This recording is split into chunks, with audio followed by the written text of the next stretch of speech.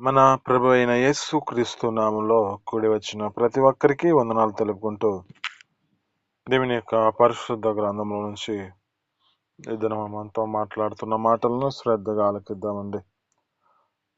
దేవుని యొక్క సన్నిధిలో స్వరం బాగానే వినపడుతుంది కండి. ఓకే,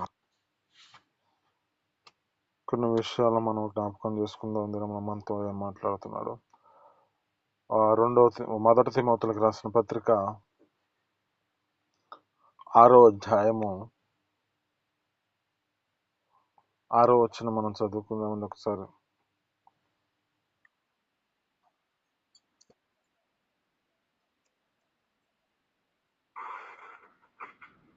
చదవండి.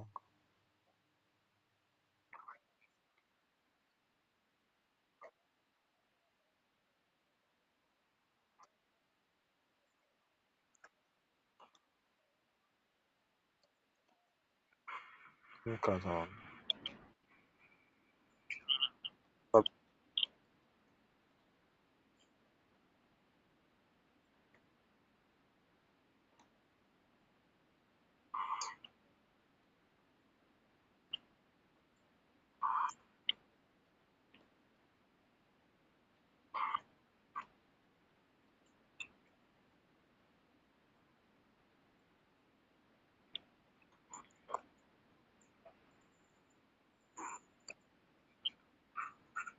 10 చదివారా? ఇక్కడ ఉన్న మాటలు బట్టి జ్ఞాపకం చేసుకుంటే, దమ్నాపేక్ష సమస్త కీడులకు మూలమని లేఖనాలు చెబుతూ ఉన్నాయి. ఇదే మనతో మాట్లాడుతున్న మాటల్లో జ్ఞాపకం చేసుకుంటే, కొన్ని విషయాలలో మన జీవితాలు ఏం చేయబడాలంటే వాటి నుంచి పారిపోండి అని చెబుతూ ఉంటాడు. అయితే ఈ లేఖనాల్లో మనం నేర్చుకోవాల్సింది ఏమిటంటే, ధనాపేక్ష ఇది మనిషిని ఏం చేస్తుందంటే సమస్త విధములైన కీడుకు తీసుకొచ్చే పరిస్థితి ఉంది. ఈ ధనాపేక్ష ఏం చేస్తుందంటే మనుషుల మధ్య చిచ్చు పెడుతున్న పరిస్థితి. ఇది కుటుంబాల్లో మనుషుల జీవితాలలో సమాధానం లేని పరిస్థితిని తీసుకొస్తుంది. ఇది ఏ విధమైన స్థితిని ఉంటే జ్ఞాపకం చేసుకుంటే, మనిషి యొక్క జీవితంలో డబ్బు చాలా ఉంటుంది. ఆ డబ్బు ఉన్న ప్రేమ, సంతోషం, వారి జీవితాల్లో సమాధానం, వారి కుటుంబాల్లో ఎలాంటి ఏది ఆదరించుకుంటున్న మనసు, వాళ్ళ జీవితాల్లో ఏది దొరకలేని పరిస్థితి. కానీ ఇది ధనము మనిషి జీవితంలో ఏం చేస్తుందంటే, ఈ ధనం మనిషిని దేవునికి దగ్గరగా చేయకుండా దూరం చేస్తూ ఉంటుంది. ఎందుకు దూరం చేస్తుంది అంటే, లేఖనాల్లో ఒక వ్యక్తి కనపడతాడు కదా మన జీవితాల్లో. ఆ యవనుడు ఎలాంటి స్థితిలోనికి వచ్చాడు, ఎలాగ తన జీవితాన్ని నడిపించుకున్నాడో, వచ్చి అయ్యా నేను నిత్య జీవానికి పోవాలి అంటే నేనేం చేయాలి అంటున్నాడు. ఇది బాగానే ఉంది చెప్పాడు. దేవుని యొక్క ఒకడు ప్రభు అయిన యేసుక్రీస్తు ఆ యొక్క స్థితిని బట్టి అతను గ్రహించి, అయ్యా నీవు ఈ విధంగా 10 ఆజ్ఞలు అనుసరించి నడిపించబడు అని చెప్పి అతనితో చెబుతున్నప్పుడు, అయ్యా నేను బాల్యదినం నుంచి చేస్తున్నాను అంటున్నాడు. మరి నీ జీవితంలో ఒకటి కొదువుగా ఉంది, దాన్ని చేయాలి. ఇప్పుడు ఏం చేయమంటున్నాడంటే ఆ ధనాన్ని విడిచిపెట్టు అంటున్నాడు. ఇక్కడ ఈ లేఖనాల్లో మనకు జ్ఞాపకం చేసుకుంటే, మనం దేని విషయంలో మన యొక్క స్థితిని బట్టి పారిపోవాలంటే, ఒకటి ధనాపేక్షలో మన జీవితాలు, ఆ ధనం మీద అనే ఆశను మన జీవితాలను విడిచిపెట్టి దాని నుంచి దూరంగా వెళ్ళిపోవాలి. ఎందుకంటే ఈ లోక ధనము మనిషి జీవితంలో ఏం చేస్తుందంటే, దొంగలిస్తారు, తుప్పు పడుతుంది, ఇది చీకిపోతుంది. కానీ పరలోక ధనము గురించి మనం సంపాదించుకుంటే నిత్యము మన జీవితాలలో అక్కడ మన యొక్క స్థితిని బట్టి మనకు ఒక స్థానం ఉంటుంది. ఇక్కడ ఈ వ్యక్తిని జ్ఞాపకం చేసుకుంటే ఏమంటున్నాడు దేవుడు చెబుతున్న మాట ఏమిటైతే, నీకున్న దాన్ని అమ్మేసి ఆస్తులకి బేదలకు ఇచ్చి నువ్వు నన్ను వెంబడించు అంటున్నాడు. అతనికి అది కష్టమైపోయింది. అతని జీవితంలో ఎందుకు ఇది విధమైన స్థితి కలిగి ఉందంటే, అతని మీద ధనం అనే మనసు వ్యామోహం చేత తన స్థితిని బట్టి దాని మీదే మనసు పెట్టుకొని నడిపించబడుతూ ఇప్పుడు నిత్య జీవార్థమైన పరలోక రాజ్యాన్ని నిర్లక్ష్యపరుచుకొని ముఖం చెండబుచ్చుకొని అక్కడి నుంచి వెళ్ళిపోతున్నాడంట.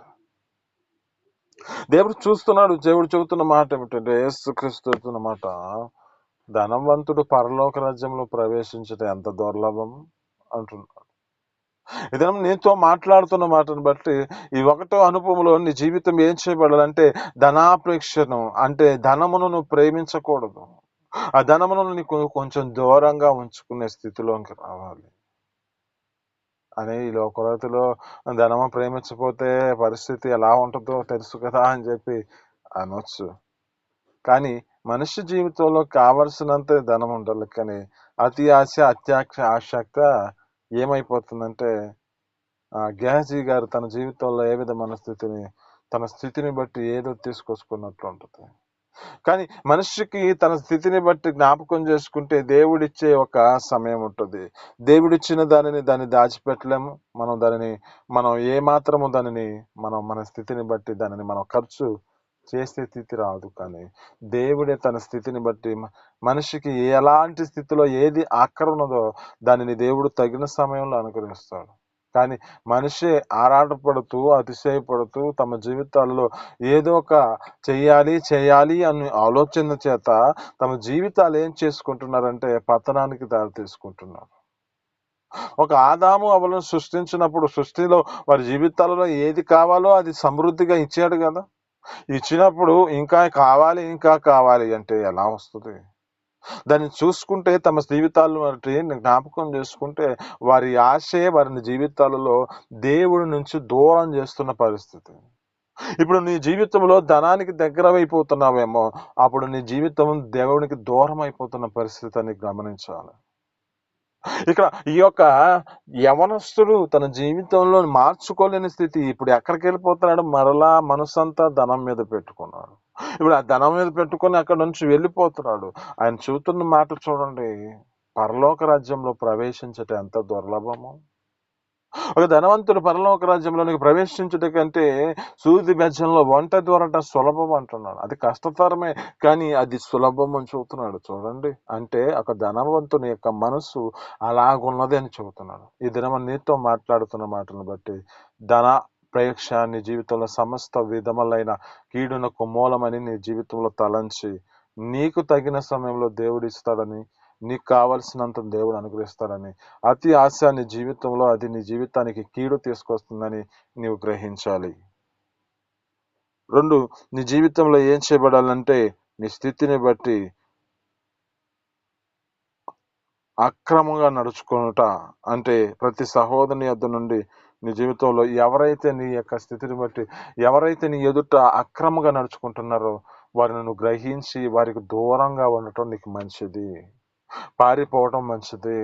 వాడి దగ్గర ఉంటే నీ పరిస్థితి ఎలా ఉంటుందంటే, ఇప్పుడు ఒకడు చేసే నేరానికి అక్కడ ఉన్న పక్కన వాడిని కూడా అదే శిక్షకు కూడా పాత్ర చేస్తారు కదా. అలాగే మనం ఏం చేయబడాలంటే అక్రమంగా నడుచుకునే సహోదరుని మనం విడిచిపెట్టేసేయాలి. అందుకే లేఖనాల్లో చదువుతారు కదా, కీర్తనలో అంటాడు కదా, మొదటి మాటల్లో కానుంచి జ్ఞాపకం చేసుకుంటే ఏమంటాడు? దుష్టుల ఆలోచన చొప్పున నడవక, పాపుల మార్గంలో నిలవక, అపహాస్కులు కూర్చున్న చోటున కూర్చుండక. అంటే ఇక్కడ ఉన్న మాటలను బట్టి జ్ఞాపకం చేసుకుంటే ఏం చేయబడాలి అంటే, మనము మన యొక్క స్థితిని బట్టి ఇది మనకి తాగదు, పరిశుద్ధులకు తాగదు అని మనం ఏం చేయబడాలంటే వారికి దూరంగా ఉండాలి. లేకపోతే ఏమైపోతుంది అంటే, ఒకడు యువతలో ఈడన్నా అవుతాడు, వాడన్నా అవుతాడని చెప్పి ఏ విధమైన స్థితిలో ఒక సామెతగా ఉన్నదో మనిషి జీవితంలో కూడా అదే స్థితిని కలిగి నడిపించబడుతున్న పరిస్థితి వస్తుంది. ఇప్పుడు దేవుని యొక్క సన్నిధిలో నడిపించబడుతున్న స్థితిలో మన జీవితాలు ఇప్పుడు ఎవరితో సావాసం చేస్తున్నామంటే ఆయనతో సావాసం చేస్తున్నాం. కాబట్టి ఇప్పుడు ఆయనే మనకు ముఖ్యమై ఉన్నాడు కనుక మనం ఆయనకి దగ్గర అవ్వాలంటే ఇప్పుడు అక్రమ చేయ వారి యుద్ధం నుంచి మనం దూరంగా పారిపోవటం మంచిది. ఒకటి, ధనము నుంచి విడిచిపెట్టి దూరముగా ఉండండి. 2, మన జీవితాల్లో అక్రమం చేయవారికి దూరంగా నడిపించబడండి అంటున్నారు. 3, మన జీవితాలలో ముఖ్యమైనది ఇది, పాపమునకు దూరముగా వెళ్ళండి అంటాడు. ఇక్కడ ఒక యవనించుడు మనం జ్ఞాపకం చేసుకుంటే యేసేపు గారు తన జీవితంలో ఏ పరిస్థితిలో ఉన్నాడు? ఏ జీవితాన్ని నడిపించుకుంటున్నవాడు అతడు తన స్థితిని బట్టి తన జీవితాన్ని నడిపించుకుంటూ దేవుని ఎదుట నడిపించబడుతున్న స్థితిలో అతని మీద ఒక పరిస్థితిని బట్టి ఒక కన్ను వేసిన పరిస్థితి కనపడుతూ ఇప్పుడు అతన్ని ఏం చేస్తుంది? మనిషిని ఆశ రేపిస్తుంది. మనిషిని పాపానికి అది ప్రోత్సాహపరుస్తున్న పరిస్థితి అక్కడ ఆ సమయం. అయితే జ్ఞాపకం చేసుకుంటే పాపమును దూరముగా పరిగెత్తుతున్న వాళ్ళకి కనపడుతున్నాడు.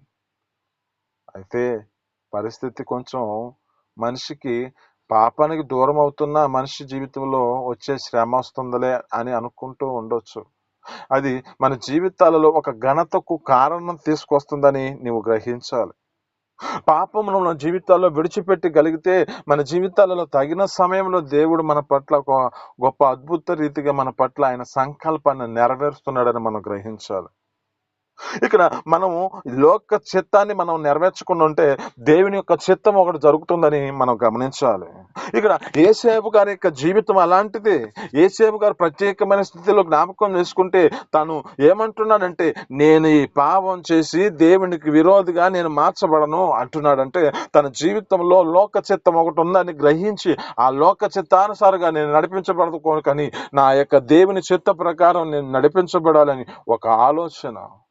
ఈ దినము నీతో మాట్లాడుతున్న మాటలను బట్టి, ఒకటి, ధనమునకు నువ్వు దూరంగా పారిపో. 2, నీ జీవితంలో అక్రమం చేయి వారి యొద్ద నుంచి నీ జీవితంలో పారిపో. 3, నీ స్థితిని బట్టి పాపమునకు చోటు ఇవ్వకుండా పారిపో. పాపం అంటే ఏం పాపం? మనిషి జీవితంలో ఆజ్ఞ అతిక్రమమే పాపం అంటున్నాడు. పాపం వల్ల వచ్చే జీవితం మరణం అంటున్నాడు. మనం మన జీవితాల్లో జ్ఞాపకం చేసుకుంటే మన యొక్క స్థితిని బట్టి ఆజ్ఞ అతిక్రమించకుండా, అంటే ఇక్కడ దేవుని యొక్క సన్నిధిలో అతను ఎలా పరిశుద్ధంగా నడిపించబడాలో తనకు తెలుసు. ఇప్పుడు తెలుసును కాబట్టి ఇప్పుడు ఆజ్ఞను అతిక్రమించకుండా తన జీవితాన్ని కాపాడుకున్న దానిలో నీ జీవితం కొంచెం పోరాటం వస్తుంది. అయితే నువ్వు ఆ ప్రదేశం నుంచి పారిపోవడి. ఇదే మనతో మాట్లాడుతున్న మాటలను బట్టి నీ జీవితంలో కొన్ని విషయాలలో నువ్వు పారిపోయే స్థితిలోనికి రావాల్సిందే. ధనముకు దూరముగా పారిపో. అక్రమం చేయి వారి యొద్ద నుంచి పారిపో. దుష్టుల ఆలోచన చెప్పిన అక్కడ, అంటే వారు ఆలోచిస్తూ ఉంటారు. దుష్టుల ఆలోచన తమ స్థితిని బట్టి ఎలా నడిపించబడాలో ఆ దుష్ట క్రియలను నడిపించబడుతూ ఉంటారు. పాపుల యొక్క మార్గం మనం నిలవకూడదు. అక్కడ నిలచే స్థితిని మనకు ఉండకూడదు. అపహాసులు కూర్చున్న చోట కూర్చుండకూడదు. ఎందుకంటే మన జీవితాలు అలాంటివి కాదు. ఒకరిని మనం ఎక్కిరింత పాలుగా చేసే స్థితిలో మనం ఉండకూడదు. అలాంటి స్థితి మన పరిశుద్ధులకు ఇది తగినది కాదంటున్నాడు. కనుక మనం వారి జీవితాల్లో వారి యొక్క స్థితిని బట్టి వారు అపహాసం చేస్తూ ఉంటారు. ప్రభువైన యేసుక్రీస్తును సైతమే అపహాసం చేస్తున్నారు. అయితే మనం వారిలో మనం పాలిభాగస్తులమై మన యొక్క స్థితిని బట్టి మనం శిక్షకు అర్హులుగా మార్చబడే పరిస్థితి తీసుకొచ్చుకునే పరిస్థితి మనకు ఉండకూడదు. కానీ దేవుని ఎదుట మన జీవితాలు ఎలా ఉన్నాయో ఆ అపహాసకులకు దూరంగా మనం పారిపోతేనే మంచిది. అక్రమం చేయ వారి యొద్ద నుంచి మనం దూరంగా వెళితే మంచిది. ఇప్పుడు ఒక శిక్ష, ఒక మనిషి ఒక స్థితిని బట్టి జ్ఞాపకం చేసుకుంటే, ఒకడు హత్య చేశాడు. ఇప్పుడు హత్య చేసిన పక్కన సహోదరుడు నడిపించబడుతున్నాడు. ఇప్పుడు అతనితో సావాసం చేస్తున్నాడు. ఇప్పుడు దీనికి అర్హుడు ఎవరు, యోగ్యుడు ఎవడు? ఇక్కడ ఒకడు చేసిన పాపానికి వాడు అయింది కాక పక్కన ఉన్నవాడిని కూడా ఇప్పుడు ఏమైపోతుంది? తీసుకొని వెళ్ళే పరిస్థితి వస్తుంది. ఇప్పుడు నీ జీవితంలో ఎక్కడ ఉంటుంది? నీ స్థితిని బట్టి దేవుని యొక్క సన్నిధిలో, దేవుని యొక్క పరిశుద్ధమైన స్థలంలో నీ జీవితం నడిపించబడుతుందా, లేక పాపుల యొక్క దుష్టుల ఆలోచన చెప్పిన, అంటే ఆ అపహాసులు కూర్చున్న చోటున నీవు కూడా కూర్చున్న పరిస్థితి కలుగుతుందేమో. జాగ్రత్త. పాపమునకు దూరముగా వెళ్ళిపోవాలి. ఆ పాపమునకు మన జీవితాలలో ఏమాత్రం చోటు ఇవ్వకూడదు. యేసేపు తన జీవితాన్ని అలా కాపాడుకున్నాడు. లోక చిత్తం ఒకటి ఉంది, దేవుని చిత్తం ఒకటి ఉంది. నేను దేవుని చిత్తానికి లోబడాలని ఆలోచనతో ఎలా నడిపించబడ్డాడో అలాగే మనము కూడా దేవుని యొక్క చిత్తానికి మన జీవితాలను అప్పగించుకుందాం. అలాంటి కృప మన జీవితాల్లో దేవుడు మన జీవితాల్లో అనుగ్రహించి మనల్ని నడిపించి ఈ నిత్య జీవార్థమైన పరలోక రాజ్యానికి సిద్ధపాటు కలిగి ఉండే కృపను దయచేయండి కాక మన యొక్క వినికిడిలో ఈ మాటలు దీవించును గాక. చిన్ని ప్రార్థన. పరిశుద్ధుల జీవాధిపతి, ఆశ్చర్యకరుడా, మహోన్నతురానికి స్తోత్రాలు తండ్రి. మీ అపారమైన ప్రేమ చేత, కృప చేత మీరు మాట్లాడిన మాటలు బట్టి నీ స్తోత్రాలు తండ్రి. ఈ లోక ధనము తండ్రి మనిషి యొక్క జీవితంలో సమస్త విధములైన కీడుకు దారి తీస్తుందని అయ్యా నా తండ్రి మాకు చూపించారు. నా తండ్రి మేము ఈ ధనమును తండ్రి దూరముగా పారిపోయే స్థితిలోకి మాకు అనుగ్రహించండి. ఎందుకంటే ఈ ధనము మనిషి యొక్క జీవితాలలో చిచ్చులు పెడుతూ ఉంటుంది. ఈ ధనము ఏం చేస్తుందంటే మనిషి యొక్క స్థితిని బట్టి తమ యొక్క కుటుంబాలలో కుమారుడికి తండ్రికి విరోధ భావం తీసుకొస్తుందని. అయ్యా నా తండ్రి ఈ విధమైన కుటుంబాలలో మనిషి జీవితాలలో అలజడ తీసుకొస్తున్నట్లుగా ఇది కనపడుతుంది కనుక నా తండ్రి దానికి దూరముగా పారిపోమంటున్నాం. అటు కృప అనుగ్రహించండి.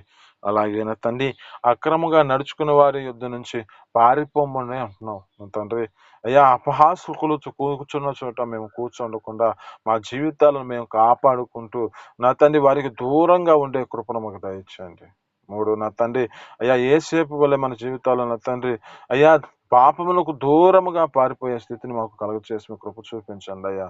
అయ్యా ఈ లోక చిత్తం ఒకటి ఉందని, అయ్యా దేవుని చిత్తం ఒకటి ఉన్నదని మేము గ్రహించి దేవుని చిత్తానికి లోబడే కృపను మాకు దయచేయండి. రానున్న దినాల్లో ఏసేపుని ఎలా నిలబెట్టుకున్నారో ఒక ఉన్నతమైన స్థితిలో నిలబెట్టారు. అటు కృప మాకు కూడా ఒక ఉన్నతమైన స్థితిలో పరలోక రాజ్యం ఉన్నదని మేము గ్రహించే మనసు మాకు అనుగ్రహించి ఆ నిత్య జీవార్థమైన పరలోక రాజ్యానికి సిద్ధపాటు కలిగి ఉండే కృపను మాకు దయచేయమని యేసు పరిశుద్ధ నామమున అడిగి పొందుకొని జీవిస్తున్నాను తండ్రి. ఆమేన్.